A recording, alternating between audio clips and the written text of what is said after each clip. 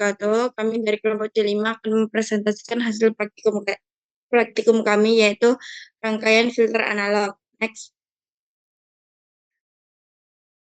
Di sini ada anggota kelompok kami. Yang pertama Ariska dengan NIM 060, ada Fortes NIM 061, dan saya Salsabila NIM 070. Next.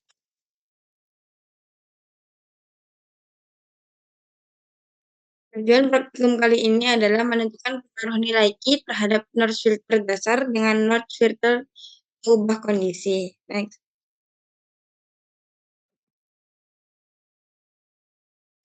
Nah, pada rangkaian filter analog merupakan komponen penting dalam pemrosesan sinyal elektronik.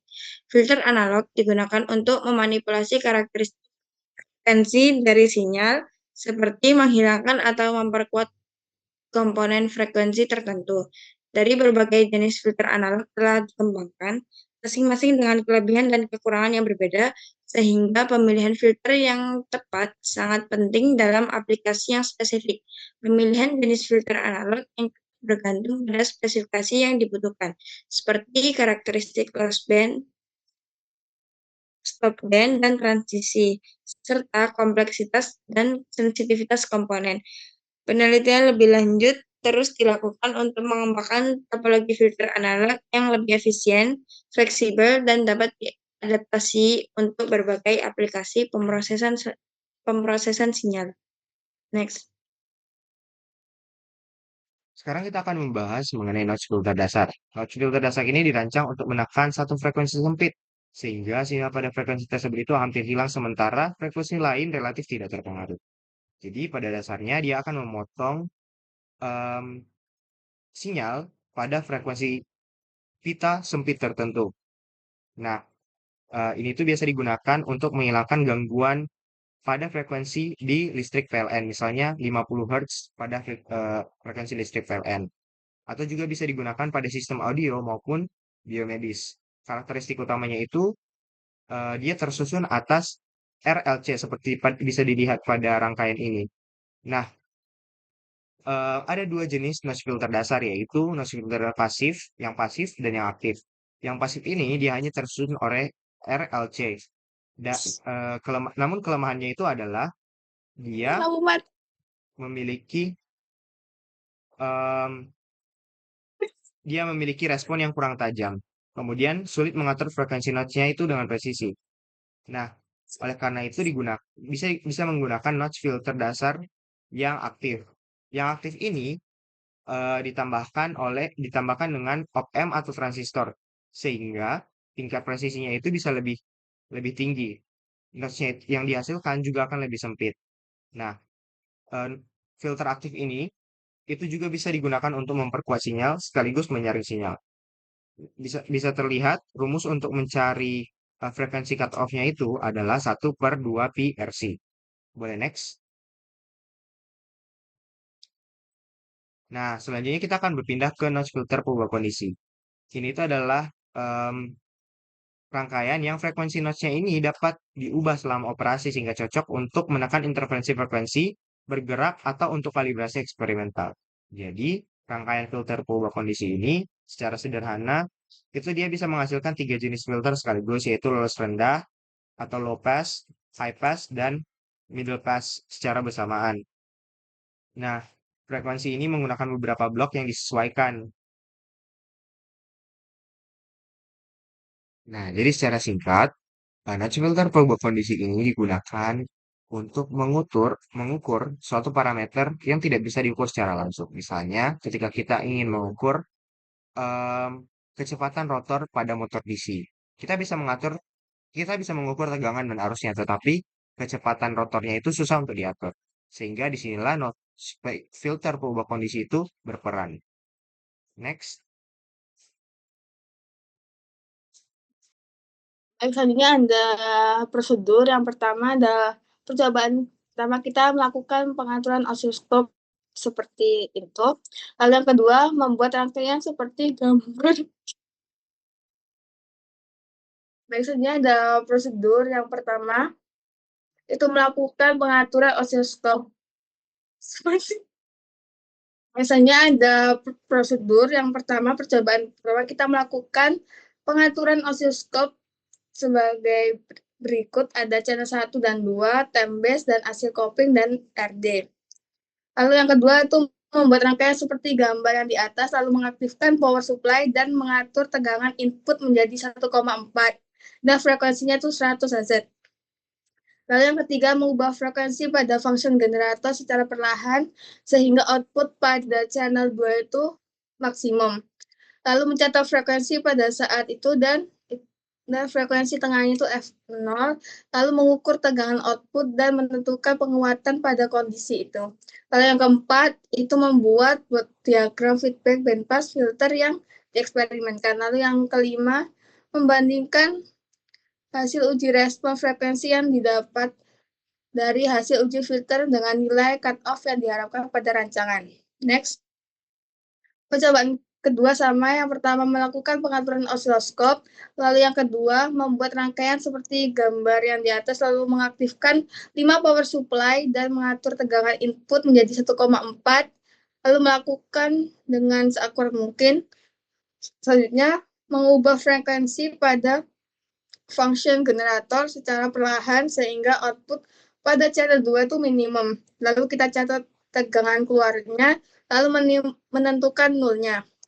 Dan yang terakhir itu mengatur time base oscilloscope menjadi 0,2 dan menentukan frekuensi nolnya. Ini adalah hasil dari percobaan kita yang menentukan frekuensi low-nya FL, lalu frekuensi high-nya, terus frekuensi cut-off, dan quality factor-nya. Ini adalah yang kita dapatkan hasilnya. Selanjutnya analisis, yang pertama kita menghitung FL-nya. Yang pertama, menghitung C-tot, yaitu dengan rumus C1 plus C2, lalu kita dapat hasilnya, terus kita masukkan ke rumus FL dengan rumus 1/2pi dikali R1 plus R2 dikali C-tot dengan hasil 13,27. Selanjutnya menghitung FH-nya. Itu kita tentuin juga C-tot-nya dengan rumus C1 kali C2 per C1 plus C2. Itu kita dapat hasilnya, lalu kita masukkan ke dalam rumus FH, yaitu 1/2pi RC tot dengan hasil 212 kali 2 Hz. Selanjutnya menghitung teoritis frekuensi cut-off dengan rumus FH, yaitu akar FL dikali FH, kita dapatkan 53,06 Hz. Lalu yang terakhir kita menghitung faktor Q-nya dengan rumus Fn per FH min FL dengan hasil 0,27. Selanjutnya ini ada rangkaian twin T-node filter secara manual. Ini ada gambarnya. Setelah itu kita hitung faktor Q-nya dengan rumus seperti tadi dan hasilnya 0,26. Selanjutnya ini ada rangkaian node filter twin T pasif pada multisim online. Seperti ini gambarnya. Lalu yang ke C itu rangkaian node filter twin T aktif pada aplikasi multisim. Seperti ini gambarnya. Lalu kita menghitung faktor Q-nya. Itu kita dapat nilai 0,52. Nah, yang terakhir, ada rangkaian node filter pengubah kondisi. Seperti ini hasilnya. Lalu kita cari torsinya juga dengan hasil 24,38. Next. Pada praktikum kali ini, filter analog dilakukan perancangan dan simulasi 3 jenis, yaitu yang pertama twin T-node pasif, twin T-node hybrid, dan state variable node filter menggunakan multisim. Tujuan utamanya adalah memahami dan membandingkan karakteristik respon frekuensi dari masing-masing rangkaian.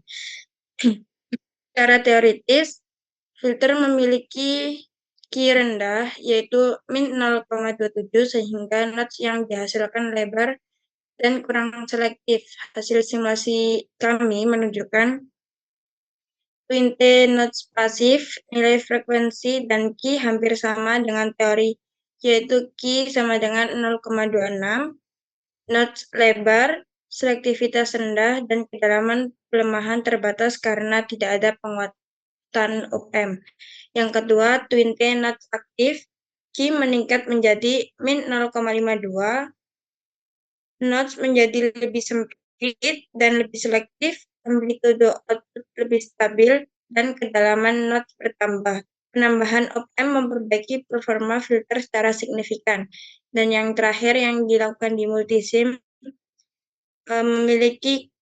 menghasilkan nilai Q yang sangat tinggi, yaitu min 24, nodes yang sangat tajam dan presisi, mampu meredam frekuensi tertentu, misalnya 50 Hz noise PLN, tanpa mempengaruhi frekuensi lain. Nah, dari ketiga ini, performa yang paling baik adalah yang dilakukan di multisim. Next.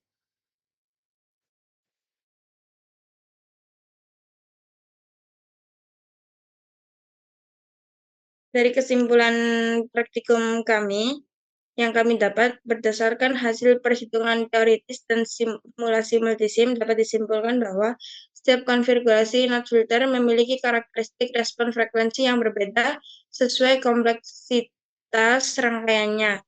Twin T node filter pasif menunjukkan nilai Q yang rendah sehingga menghasilkan nodes yang lebar dan pelemahan frekuensi yang tidak terlalu tajam. Pada konfigurasi aktif menggunakan OPM 741, nilai Q meningkat dan nodes menjadi lebih sempit serta lebih selektif.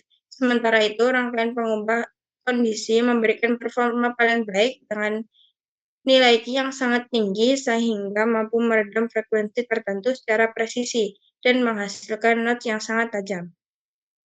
Perbandingan teori dan simulasi menunjukkan hasil yang cukup konsisten dengan perbedaan kecil yang disebabkan oleh toleransi komponen dan kondisi ideal dalam simulasi. Dengan demikian, semakin kompleks dan semakin banyak penguat yang digunakan dalam rangkaian, semakin baik pula kemampuan filter dalam menolak frekuensi gangguan dan meningkatkan kedalaman nodes.